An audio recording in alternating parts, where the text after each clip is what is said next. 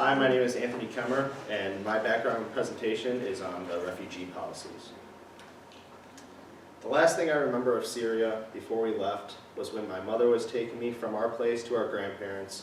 The roads were full of dead corpses. I saw dead people with no heads, no hands, or legs. I was so shocked I couldn't stop crying. To calm me down, my grandfather told me that they were mean people, but I still prayed for them because even if some considered them mean, they were still dead human beings. That was from a 7-year-old girl named Aliyah when her family had to flee Syria and when there were bombings going on there, and they were fleeing in fear of being killed. And Aliyah is just one of millions of refugee children around the world who had to experience something similar to this and had to go seek refuge in another country to try and make a better life for themselves.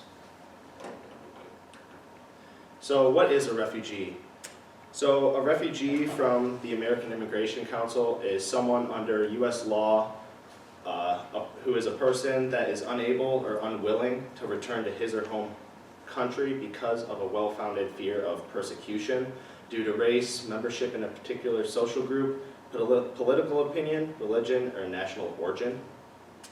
So along with this are forcibly displaced people. Now these people are compelled to leave their homes by force, and when this happens they have two options. They can either become a refugee or they can become an internally displaced person, which that is just when they can flee to another location within their home country itself, so they don't necessarily have to leave their country, they can just go to somewhere else within it. Since 2010, the number of these internally or forcibly displaced people has risen from 41 million to 82.4 million in 2020.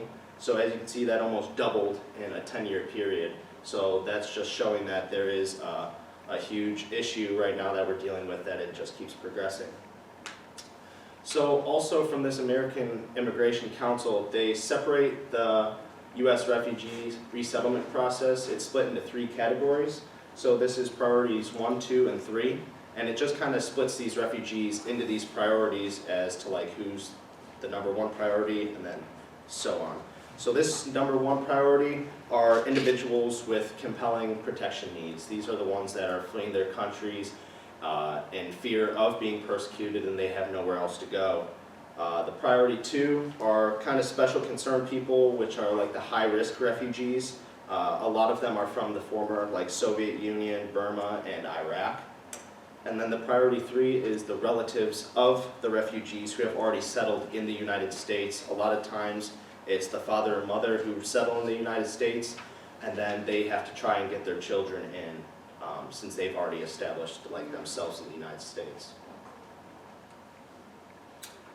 So I thought this table was important because one big main part of the refugee arrivals and what affects that number is the current sitting president and what they have decided to allow in for that year. So how it works each year when a new president comes into office, or each year the president sets a refugee admission ceiling. So this is the maximum allotted amount of refugees that we are able to take into the U.S. Per fiscal year. So it resets, and it goes back all the way until I believe the 1950s is when we started this. And so in that mid 1900s area, when we first started taking in refugees, we started at 210,000 refugees were able to come into the United States.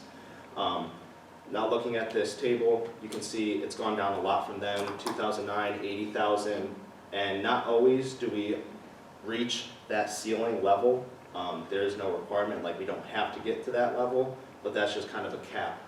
Now looking at just some key dates, in 2017, the ceiling was originally set to 110,000, and that was when Obama was in office, and then Trump took over, went in office, and lowered it down to 50,000, so that's why you see the kind of overlap of refugees admitted. And then again in 2021, Trump had the refugee ceiling set at 15,000, and Biden then changed it to 62,500, and we never actually were able to allow in that many refugees. A lot of the reasons were due to COVID and certain restrictions in that area.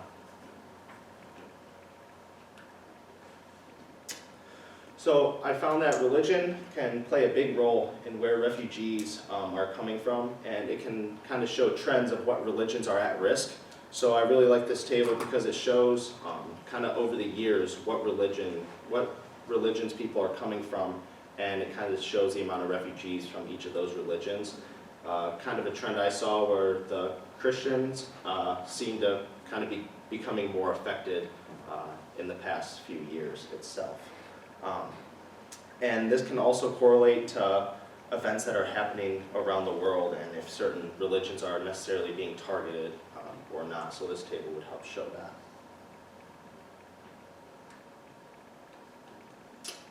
So I have a quick little video on what is the UNHCR. So that's the United Nations High Commissioner for Refugees. And this is the group that kind of helps handle the refugees across the world. The United States is a part of it, and the U.S. is actually a top government donor for this UNHCR, and they've contributed over $2 billion to this program since it has been started. So I'll play this video. When the crisis raised, all my dreams has been destroyed.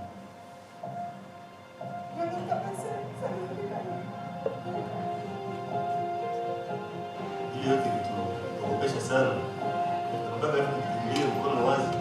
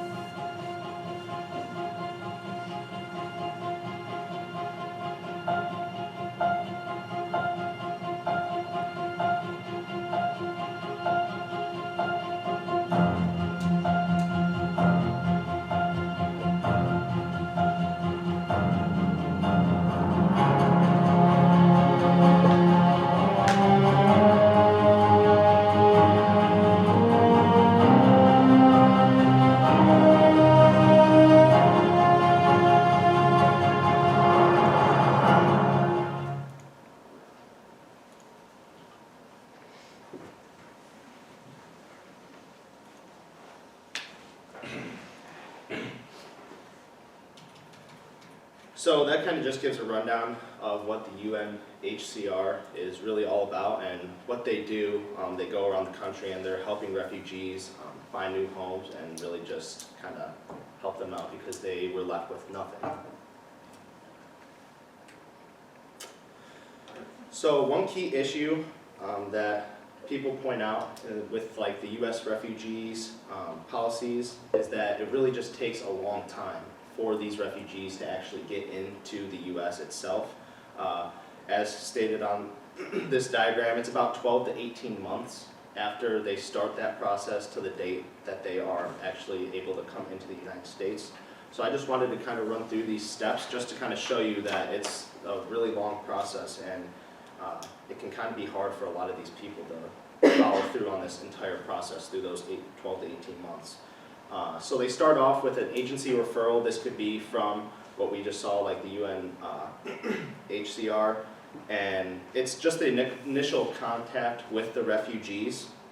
So they need approval on this step to be able to move forward and go into this screening process. And if they fail this step, their application is thrown out and they have to restart the process all over. So then they go into a biographic security check, and this is essentially a background check, just kind of a very general one. And then they go into the DHS refugee review, and this is just kind of seeing if the refugee is going to be a threat or dangerous. So this is just in-person interviews, and the people are kind of getting a feel for these refugees and hearing their stories.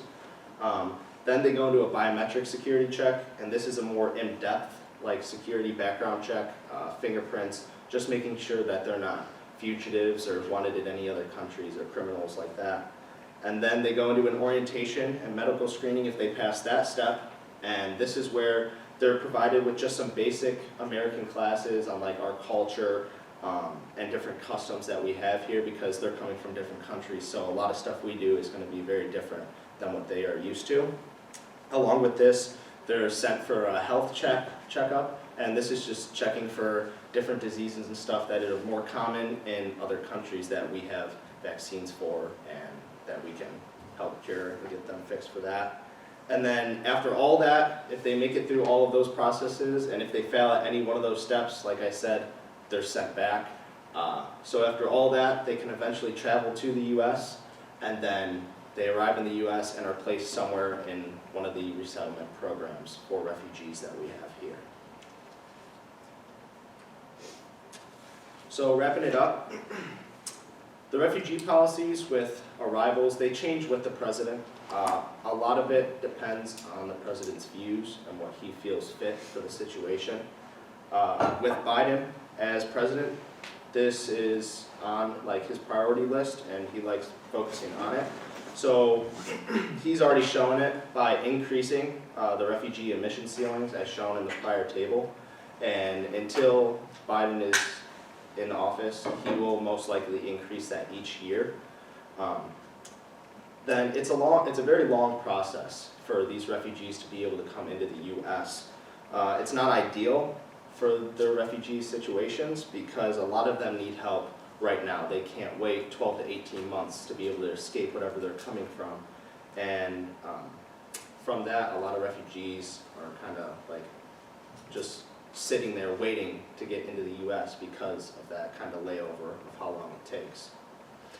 And then we must also take into consideration when accepting these refugees, we want to kind of condense this process and speed it up as much as possible, but to an extent we kind of need that process because although like these refugee policies may seem kind of excessive and long and kind of strung out, they are necessary in a lot of situations because we need to first take into consideration the health and safety of our country before we open it up to others. And we need to make sure that those people coming here are going to become functioning members of our society and ultimately kind of help our economy grow and all like that.